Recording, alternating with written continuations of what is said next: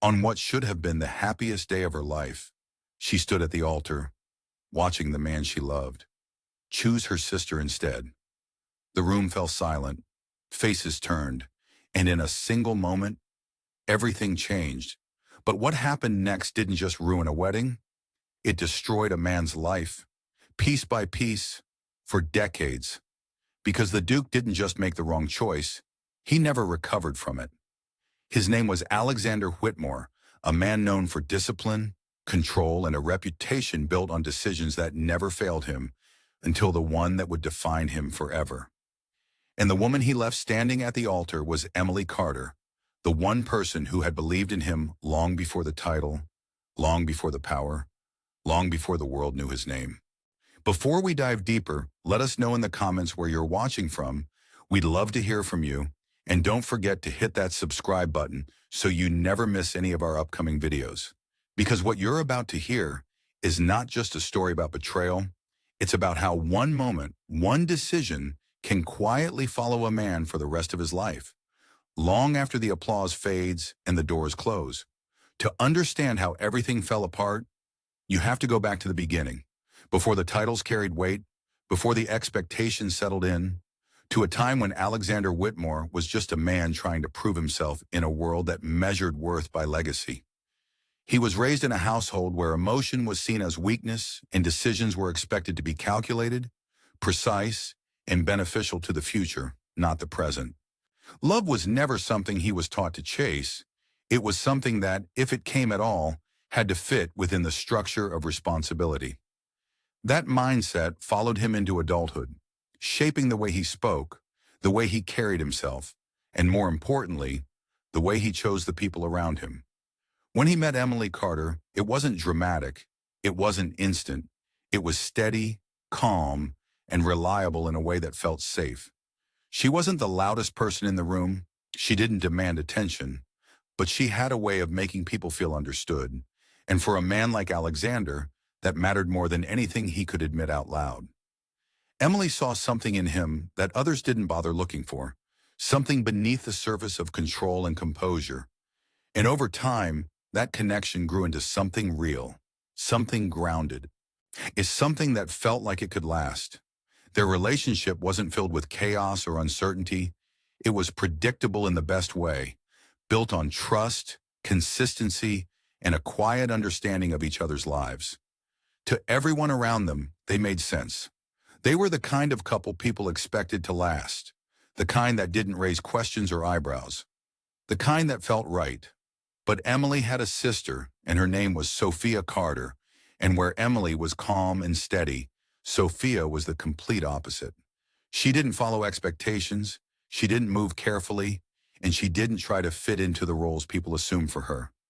She spoke freely, acted boldly, and had a presence that was impossible to ignore. Where Emily brought stability, Sophia brought unpredictability, and for reasons Alexander himself didn't fully understand at first, and that difference stayed in his mind longer than it should have. It started subtly, the kind of moments that don't seem important at the time. A longer glance than necessary, a conversation that lingered just a bit too long, a shared understanding that didn't need to be spoken out loud. There was no clear line crossed in the beginning, nothing that could be pointed at as the moment everything changed, but something shifted. And the closer the wedding came, the more that shift became impossible to ignore. Alexander found himself thinking more, questioning more, feeling something he wasn't used to feeling, uncertainty. Not about Emily, but about himself, about whether the life he was stepping into was the one he truly wanted or simply the one that made the most sense. And Sophia, whether intentionally or not, became a reflection of everything he had never allowed himself to consider, a life less controlled, less predictable, and far less safe. Weeks before the wedding, those quiet moments turned into something heavier, something harder to dismiss. Conversations became more personal, silences carried more meaning, and the space between what was right and what was desired began to blur.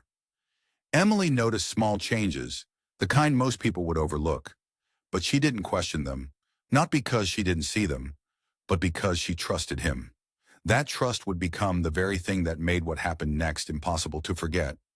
Because by the time the wedding day arrived, the decision had already begun forming, not in a single moment, but in a series of choices Alexander never confronted, never stopped, and never fully understood until it was too late.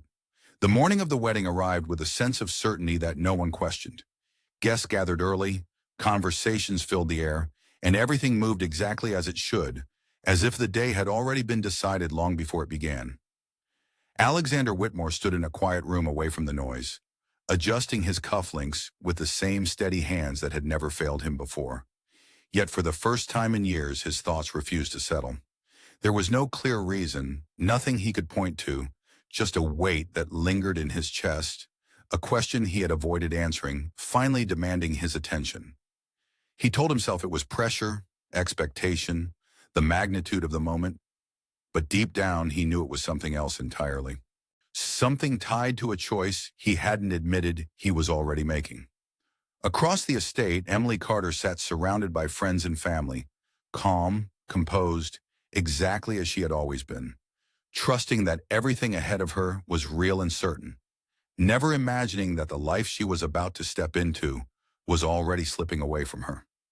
Sophia Carter arrived later than expected, her presence shifting the energy of every room she entered without her needing to say a word. She didn't rush. She didn't seem nervous. And that alone stood out on a day where everyone else was moving with urgency. When her eyes met Alexander's across the hall for the first time that morning, there was a pause, brief but unmistakable, the kind that doesn't happen unless something has already passed between two people that shouldn't have. While neither of them spoke about it, neither of them needed to, because whatever had been building over the past weeks was now sitting just beneath the surface, waiting for the moment it would no longer be contained.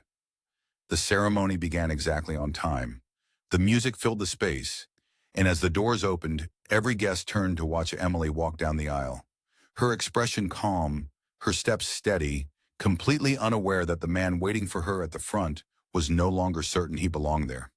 Alexander watched her approach, every step bringing him closer to a decision he could no longer delay.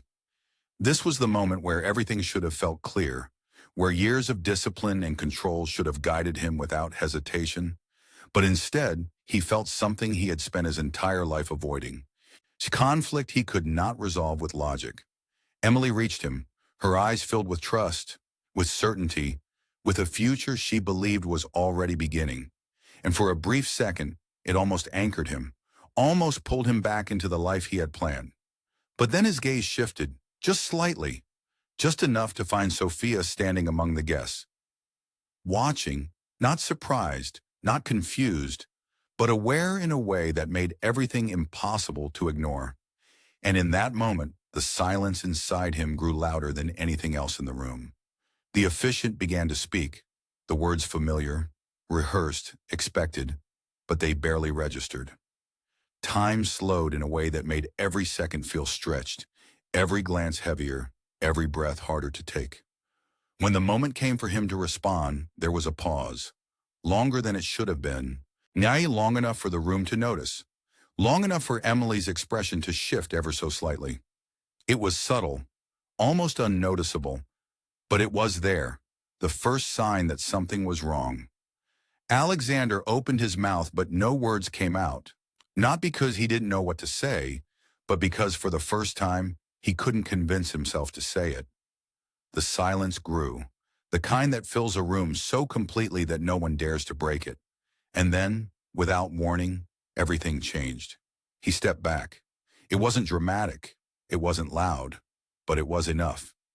Enough for confusion to ripple through the crowd, enough for Emily to look at him not with fear, but with a quiet question she wasn't ready to ask. And then he turned. Not toward the exit, not toward the officiant, but toward Sophia. The shift in the room was immediate, a collective realization that something was happening that no one had prepared for, something that didn't belong in a place like this. He didn't rush, he didn't hesitate, and when he spoke, his voice was steady in a way that made it all the more difficult to understand. He chose her. There was no explanation, no attempt to soften the moment, no words that could make sense of what he had just done. The reaction was instant, gasps, whispers, disbelief spreading through every corner of the room, but none of it seemed to reach him. Emily didn't move at first, as if her body hadn't yet caught up to what had just happened, as if standing still might somehow reverse it, might bring everything back to where it was supposed to be. But it didn't. The moment passed, the reality settled, and the silence that followed was heavier than anything that had come before it. Sophia didn't react the way people expected her to. There was no visible shock, no confusion, just a stillness that suggested this moment, in some way, had already been understood before it ever happened. The ceremony didn't end with an announcement, it ended with absence. Guests didn't know whether to stay or leave, conversations started and stopped without direction, and what was meant to be a celebration dissolved into something no one could define. Emily eventually turned, not in anger, not in a way that demanded attention, but quietly, with a composure that made the moment even more difficult to watch. She walked back down the same aisle she had entered, but this time there was no music, no anticipation, just the sound of footsteps echoing in a room that no longer knew what it had just witnessed. And Alexander, the man who had built his life on control, stood there with a decision that could never be undone, one that felt certain in the moment, but would follow him far longer than he was prepared to face. In the hours that followed, explanations were expected but never given. Questions filled the spaces left behind. Conversations turned into speculation, and what had happened spread quickly beyond the walls of the estate. Some believed it was impulsive, a sudden change of heart. Others were convinced it had been planned long before that day, hidden beneath layers of silence and restraint. But the truth sat somewhere in between, not simple, not clear, shaped by moments that had never been addressed and choices that had been avoided until they could no longer be ignored. And as the day came to an end, one thing became undeniable. The decision Alexander Whitmore had made at the altar was not the end of the story. It was the beginning of something far more lasting, something that would unfold slowly, quietly, and in ways no one in that room could have predicted. The fallout began quietly, almost deceptively so, as if the weight of what had happened needed time to settle before it could fully reveal itself. In the immediate aftermath, there were no dramatic confrontations, no public scenes that matched the magnitude of the betrayal, only distance, silence, and a growing tension that spread through every relationship connected to that moment. Emily Carter left the estate without looking back, not because she wasn't affected, but because staying would have forced her to face something she wasn't ready to understand. Those closest to her expected anger, expected questions, expected some form of reaction that would make sense of what had happened. But what they saw instead was restraint, a quiet withdrawal that made it clear she had already begun processing it in a way that didn't need an audience. And in that silence, something far more powerful than confrontation began to take shape. Alexander Whitmore, on the other hand, found himself surrounded by noise that offered no clarity. Calls came in from family, from advisors, from people who had built their own expectations around the life he was supposed to live, each one asking for an explanation he couldn't fully give. And he spoke when necessary, offered just enough to satisfy the surface of the situation, but avoided the deeper truth, not because he didn't know it, but because saying it out loud would have forced him to confront the reality of what he had done. Sophia Carter remained close, her presence now no longer subtle or questionable, but defined, visible, and impossible to ignore. What had once been a series of unspoken moments had now become a reality that demanded acknowledgement. And yet, even in that clarity, something felt unresolved, something that neither of them addressed directly, but both were aware of in ways that didn't require words. As days turned into weeks, the narrative surrounding what had happened began to take on a life of its own. People filled in gaps with their own interpretations, constructing versions of the story that aligned with what they believed must have led to such a public decision. Some painted it as a hidden love that had finally surfaced. Others saw it as a calculated move driven by something more practical, something tied to advantage rather than emotion. But the truth was less defined, less clean, shaped by hesitation, by internal conflict, and by a decision made in a moment where certainty was absent. Alexander tried to move forward as if the path ahead had always been the one he was meant to take, but small cracks began to show, not in ways that others immediately noticed, but in moments where his usual composure faltered, where his thoughts lingered longer than they should have, where silence became more frequent than conversation. The relationship with Sophia, now no longer hidden behind uncertainty, began under a level of attention neither of them could avoid. At first, there was a sense of validation in the choice, a feeling that what had been unresolved had finally been addressed, that the tension that had built over time had found its outcome. But that sense didn't last. What replaced it was something more complicated, something neither of them had fully prepared for. The dynamic between them shifted as the reality of their situation became clearer, no longer defined by possibility, but by responsibility, by expectation, and by the weight of how it had all begun. Conversations that once felt effortless now carried an edge. Pauses that once felt natural now felt heavy, and the connection that had seemed so certain in the distance became harder to maintain up close. Meanwhile, Emily began rebuilding her life away from everything that had once defined it. There was no announcement, no visible declaration of moving on, just a gradual shift that those around her began to notice. She focused on herself in ways she hadn't before, creating distance not only from the event, but from the identity she had held within it. What made her presence different now was not that she had changed entirely, but that she no longer placed her trust in things that had not been questioned. That quiet strength became the foundation of how she moved forward.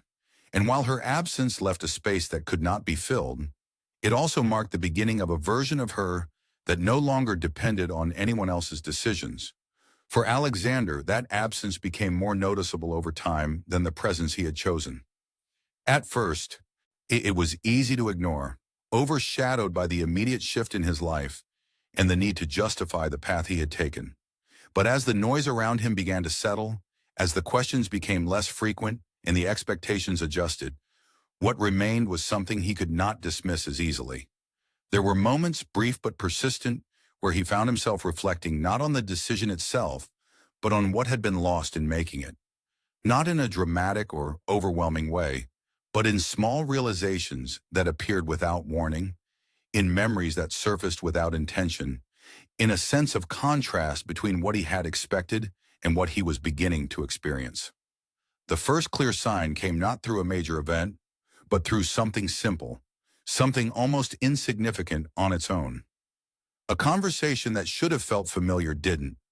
A moment that should have felt natural, felt forced, and for the first time, he allowed himself to question whether the certainty he had felt at the altar had been real or whether it had been the result of something he had not fully understood at the time. That question didn't stay isolated. It grew slowly at first, then with more consistency, threading its way through his thoughts in a way that became harder to ignore. And while he never spoke it out loud, never allowed it to be fully acknowledged in the presence of others, it marked the beginning of something that would follow him far beyond that day, something that would not announce itself all at once, but would instead unfold gradually, shaping the way he saw everything that came after. Because the truth was, the decision he made at the altar had not resolved anything. It had only shifted the direction of the conflict. What had once been internal, uncertain, and contained had now become external, visible, and ongoing. And as time moved forward, it became clear that what he had chosen in that moment was not a conclusion, but the start of a path he would spend years trying to understand, years trying to justify, and eventually years trying to come to terms with in ways he had never anticipated when he first turned away from the woman who had trusted him without question. The deeper truth behind Alexander Whitmore's decision did not reveal itself all at once, and it was not something that could be traced back to a single moment or a single reason. It was built slowly, shaped by years of expectation, by a life that had taught him to prioritize control over clarity, and by a growing discomfort with a future that, while stable, felt increasingly defined by predictability. What he saw in Sophia Carter was not simply a person, but a contrast, a version of life that did not follow the structure he had always known.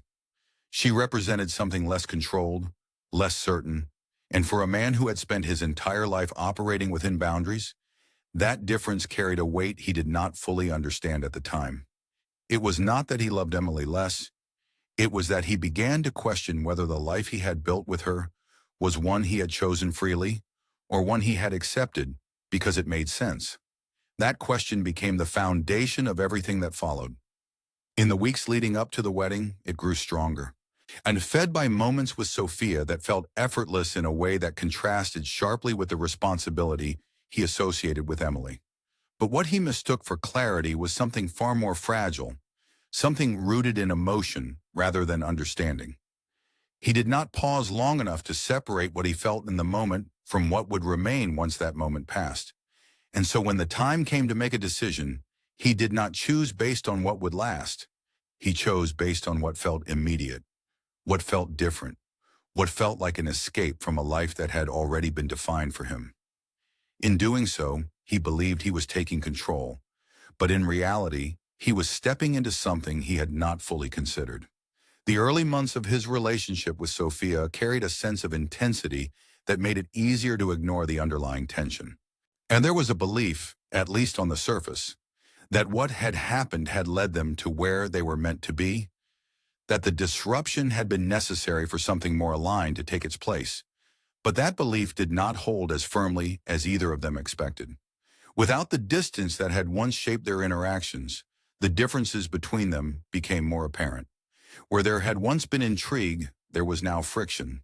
Where there had once been understanding without words, there were now conversations that circled around issues neither of them fully addressed. The connection that had seemed so strong in contrast to something else began to weaken when it stood on its own. Alexander began to notice it in ways he could not easily dismiss. Small disagreements that lingered longer than they should have. Moments of silence that felt less comfortable. A growing awareness that the certainty he had felt at the altar was no longer present. He tried to maintain the same level of control he had always relied on, approaching the situation with the same mindset that had guided him through every other decision in his life. But this was different. This was not something that could be structured or adjusted to fit a plan. It was shaped by emotion, by unpredictability, by elements he had never fully learned how to manage. And as that realization settled in, so did something else. Something quieter but far more persistent, the beginning of regret. It did not appear in a way that was obvious or overwhelming. It showed up in moments of comparison, in memories that surfaced without warning, in a growing sense that something essential had been lost in the process of gaining something else. He found himself thinking about Emily, not in a way that suggested he wanted to undo what had happened, but in a way that highlighted what had been different, what had been steady, what had not required effort to maintain. Those thoughts did not stay isolated. They became more frequent, more detailed, more difficult to ignore. And with each one, the contrast between what he had chosen and what he had left behind became clearer. Sophia noticed the shift, even when it was not spoken. The way he responded, the way he withdrew into thought more often, the way his focus seemed divided in moments where it should have been present. It was not immediate, but over time, it became impossible to overlook. And while she did not confront it directly at first, the awareness of it changed the way she interacted with him. There was a tension that had not been there before, an unspoken understanding that something had changed, even if neither of them was ready to define it. The foundation of their relationship, built on moments that had existed outside of reality, now had to exist within it, and that shift exposed everything that had not been considered when the decision was made. The turning point came not through a major event, but through a realization that settled in gradually and then all at once. Alexander found himself in a moment that should have felt complete, a setting that reflected the life he had chosen, and yet there was a disconnect he could not explain. It was not about Sophia alone, or it was about the absence of something that had once been constant, something he had taken for granted until it was no longer there.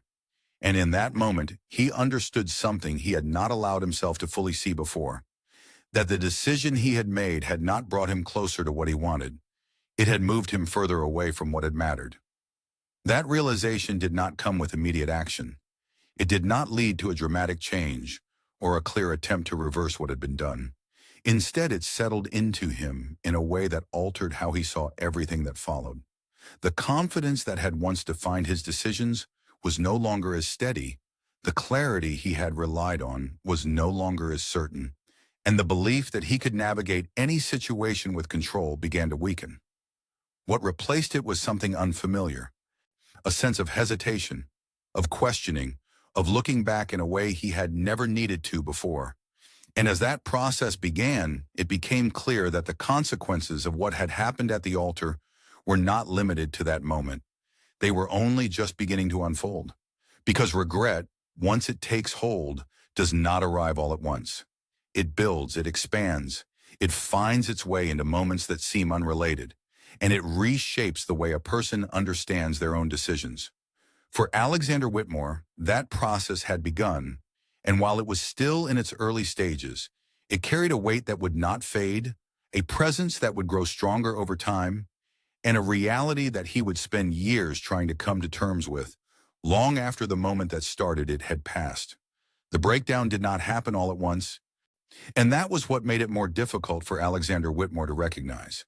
There was no single moment where everything collapsed, no clear line that separated stability from loss, only a gradual shift that unfolded over time, changing the way he thought, the way he responded, and the way he carried himself in the situations that had once felt familiar.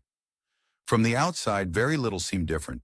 He continued to fulfill his responsibilities, maintained the image that had always defined him, and spoke with the same measured tone people had come to expect.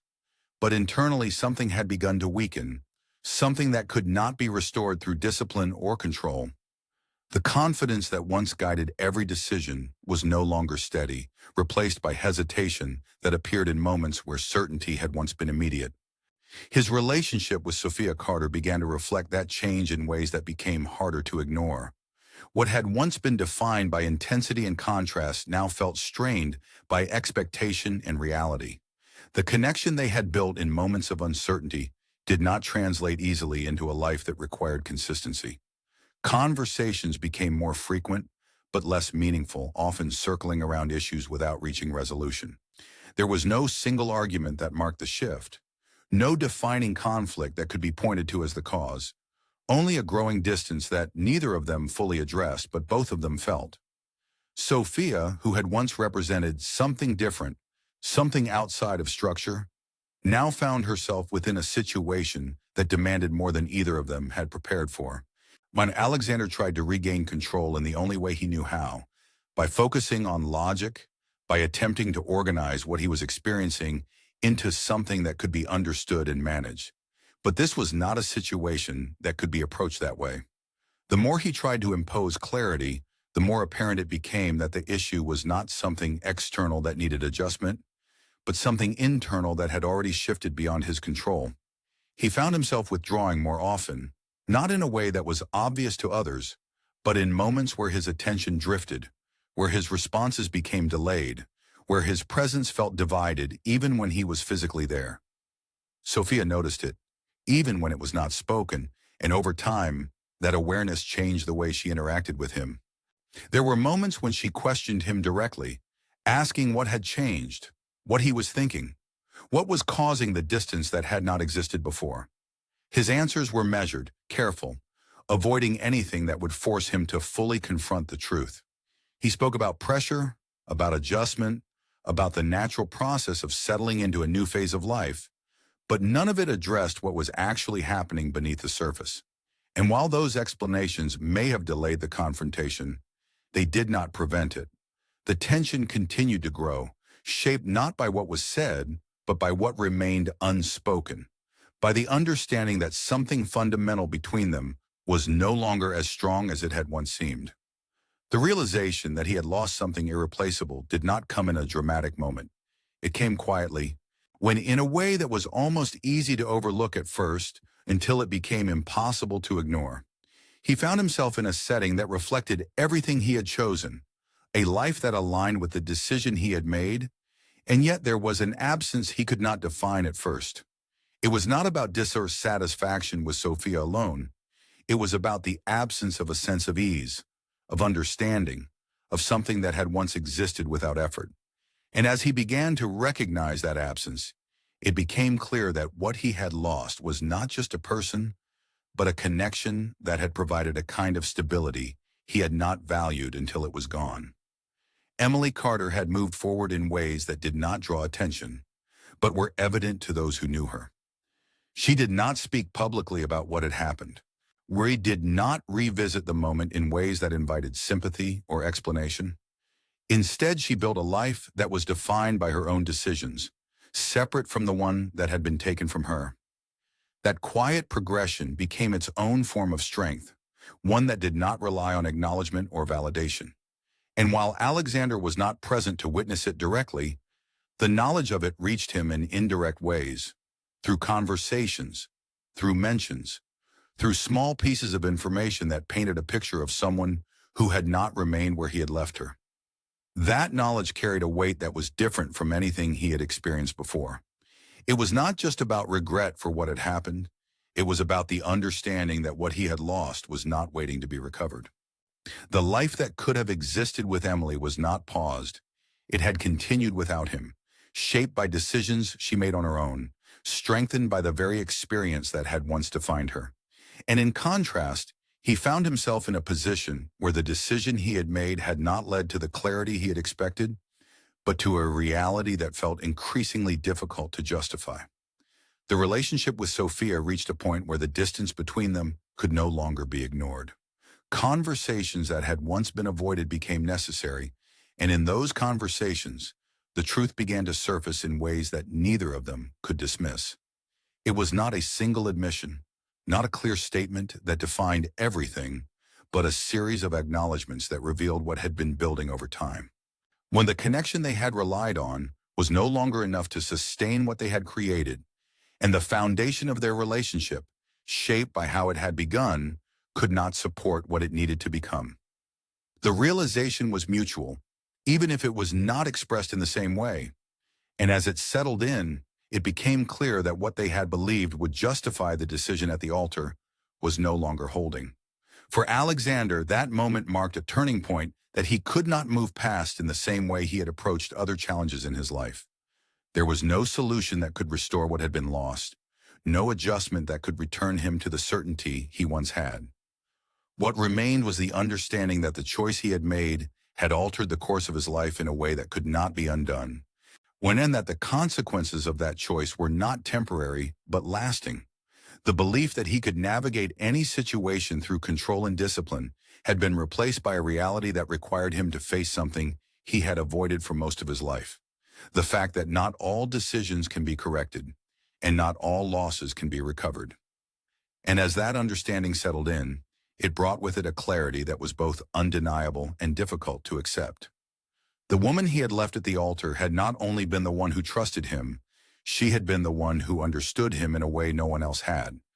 The one who saw beyond the structure, beyond the expectations, and accepted him without requiring him to change.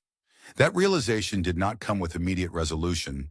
It did not lead to action that could repair what had been done, but it remained, persistent, shaping the way he saw everything that followed. And in that persistence, it became clear that the consequence of his decision was not just the loss of a relationship, but the loss of something far more fundamental, something he would spend the rest of his life trying to fully understand. Long after the moment that defined it had passed, time did not move quickly for Alexander Whitmore after that point, and that in itself became part of the weight he carried. The years that followed were not marked by dramatic events or sudden changes, but by a steady progression of days that felt increasingly reflective, increasingly shaped by thoughts he could no longer set aside. His relationship with Sophia Carter did not end in a single moment. It dissolved gradually, was shaped by conversations that acknowledged what both of them had already come to understand. There was no anger left to express, no accusations that needed to be made, only a quiet recognition that what had brought them together was not enough to sustain what they had built. When they finally separated, it did not feel like a decision. It felt like the natural conclusion of something that had been losing its foundation for a long time. After that, the life Alexander had once managed with certainty became noticeably smaller, not in terms of responsibility or status, but in terms of connection. He continued to fulfill his obligations, continued to appear where he was expected, but the presence he carried was different. Those who had known him for years could sense it, even if they could not fully explain it. He spoke less, listened more, and carried a level of restraint that was no longer just discipline, but distance. The confidence that had once defined him had been replaced by a kind of awareness that made every decision feel heavier, more deliberate, as if he understood now that even the smallest choices could shape outcomes in ways that could not be reversed. It was during this time that the thought of Emily Carter returned in a way that could no longer be dismissed as memory alone. It was no longer about comparison or reflection. It became something more direct, something that raised a question he had avoided for years, whether there was any part of what had been lost that could still be reached. That question did not lead to immediate action, not because he did not feel it strongly, but because he understood what it represented. Reaching out would not simply be a conversation. It would be an acknowledgement of everything that had happened, an admission that the decision he had once made with certainty was one he no longer understood in the same way. And for a long time, that understanding kept him where he was, aware of what he wanted to do, but unable to take the step that would bring it into reality. When he finally did, it was not done impulsively, and it was not driven by a moment of emotion that he could later question. It came after a period of consideration that left him with no remaining reason to avoid it. The message he sent was simple, measured, and far from complete in expressing what it carried. He did not attempt to explain everything, did not try to revisit the past in a way that would require immediate resolution, or he only opened the possibility of a conversation. And after sending it, he waited, not with expectation, but with an understanding that whatever response came, or did not come, would be something he would have to accept. Emily's response did not come immediately, and when it did, it was as composed as she had always been. She agreed to meet, not with hesitation, but without suggestion of what that meeting would mean. There was no indication of emotion in her words, no attempt to define the purpose of the conversation, only a clear acceptance of the moment itself. When they met, it was not in a place connected to their past, not somewhere that carried memories or associations, but somewhere neutral, somewhere that allowed the conversation to exist on its own. And when they saw each other again, there was no dramatic reaction, or no visible shift that reflected the years between them. Only a quiet acknowledgement that both of them had changed in ways that did not need to be stated. The conversation that followed was not what Alexander had once imagined it might be. It was not filled with questions that demanded answers, nor was it shaped by the kind of emotion that might have existed if it had happened sooner. Instead, it was calm, clear, and grounded in a way that reflected the time that had passed. Emily spoke about her life in a way that was direct and unguarded, not avoiding the past, but not centered on it either. She had moved forward, not in a way that erased what had happened, but in a way that no longer allowed it to define her. And as Alexander listened, it became clear that what he had hoped might still exist between them had changed into something else, something that could not return to what it once was. When he spoke, he did not attempt to justify his actions, did not try to reshape the narrative in a way that would make it easier to understand. He acknowledged what had happened with a clarity that came from years of reflection, not offering excuses, but recognizing the impact of what he had done. There was a moment, brief but significant, where he expressed what had taken him so long to fully understand, that the decision he had made had not only affected her, but had shaped his own life in ways he had not anticipated. Emily listened without interruption, without reaction that suggested she needed to respond in a particular way. And when she finally spoke, her words were not harsh, not dismissive, but firm in a way that left no uncertainty. She told him that what had happened had changed everything, not just in that moment, but in the way she understood trust, in the way she approached life moving forward. She did not hold on to anger. She did not carry resentment in a way that controlled her decisions. But she also did not see a path back to what they had once had. The connection they had shared existed in a time that had passed, and while it had been real, it was no longer something that could be rebuilt in the same form. Her life had moved forward without him, and that movement had shaped her into someone who no longer looked back in the way he had been doing for years. That was the moment Alexander understood something with complete clarity. not as a realization that would change his actions, but as a truth that would remain with him long after that conversation ended. What he had lost was not just the relationship, but the version of life that had existed within it, something that could not be recreated, no matter how much time or reflection had passed. The opportunity he had once had was not waiting for him to return to it. It had already become something else, something separate from him entirely. When they parted, there was no sense of unfinished conversation, no expectation of what might happen next, only a quiet acceptance of what had been said. Emily walked away with the same composure she had shown years earlier, not defined by what had happened, but shaped by it in a way that allowed her to move forward without hesitation. And Alexander remained where he was for a moment longer, not because he needed time to process what had been said, but because he understood that this was the point where the past and present fully separated, where the question he had carried for years no longer needed to be asked. The years that followed did not bring resolution in the way stories often suggest. There was no sudden change, no moment where everything became easier to understand. Instead, there was a gradual acceptance, a recognition that some decisions do not come with closure, only with understanding that develops over time. Alexander continued to live his life, continued to fulfill the role he had always held, but the way he saw it had changed.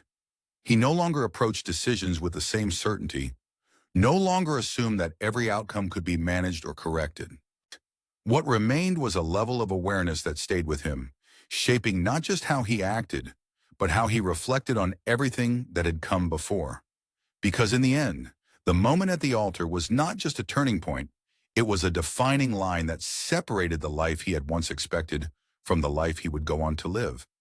It was a decision made in a moment of uncertainty that carried consequences far beyond that moment, shaping years that followed in ways he could not have predicted. And while time moved forward, as it always does, it did not erase what had happened. It only placed it within a broader understanding of how one choice, made without full clarity, can stay with a person long after everything else has changed. So the question remains not just about what he did, but about what any of us might do in a moment where certainty fades and emotion takes its place. Would you have made the same choice, standing in that moment, facing the same uncertainty, feeling the same pull between what is steady and what is unknown? Or would you have held on to what you already had, trusting that what is consistent is not something to walk away from? Because sometimes the decisions that feel the most defining in the moment are the ones we spend the rest of our lives trying to fully understand.